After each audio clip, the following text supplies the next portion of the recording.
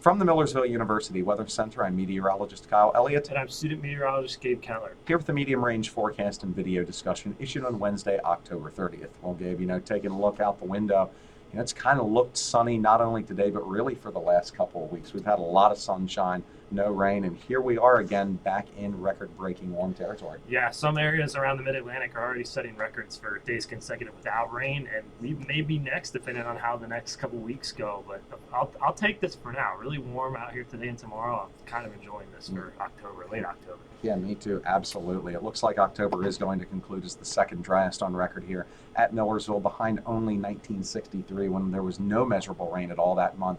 And tomorrow, like Gabe was saying, it looks like we're going to be in record challenging territory. We're probably going to reach or exceed 80 degrees tomorrow afternoon on Halloween. So something we don't really see very often, if ever, here at Millersville. But anyhow, as we look forward then into Friday and Saturday, we are going to have a cold front move through the area Friday afternoon. It's still going to be warm on Friday out ahead of that front, but behind that front, northwesterly winds are going to usher cooler air back into the region this weekend. So, Gabe, you want to dive into it? Yeah, absolutely. So we'll jump right in with Saturday. So in the wake of that cold front, we're going to have high pressure build right away. Like Kyle was saying, we're going to get that northwesterly flow, but we're going to set up a really nice sunny day. And with the high pressure sitting right overhead like this, we can expect really cold nights. When we have clear skies, calm winds, and already very dry soil, we can expect those temperatures to drop. So we're going to be talking like the mid, maybe even into the lower 30s into Saturday night. And then looking ahead on Sunday, you can see this warm front that the GFS has printed over here.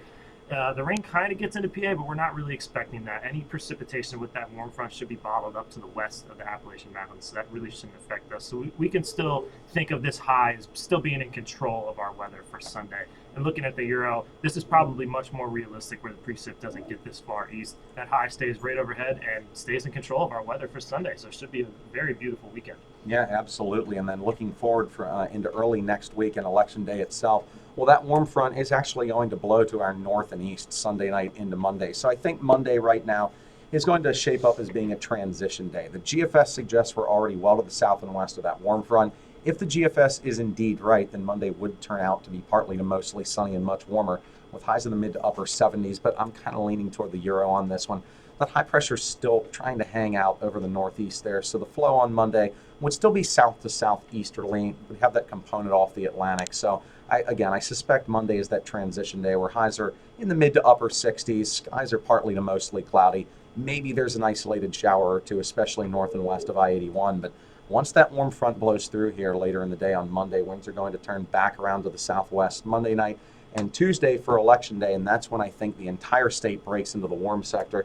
Both the GFS and the European models agree that there's strong southwesterly flow throughout the entire mid-Atlantic states on Election Day. So if you are going out to vote at the polls, you're really going to be able to wear short sleeves and shorts, honestly.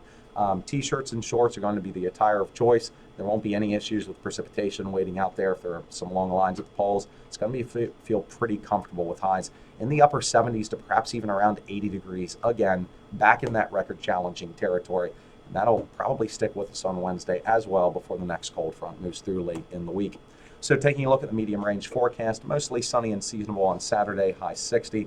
Still mostly sunny and quite nice on Sunday, high 62, and then warmer on Monday with those partly to mostly cloudy skies with highs in the upper 60s.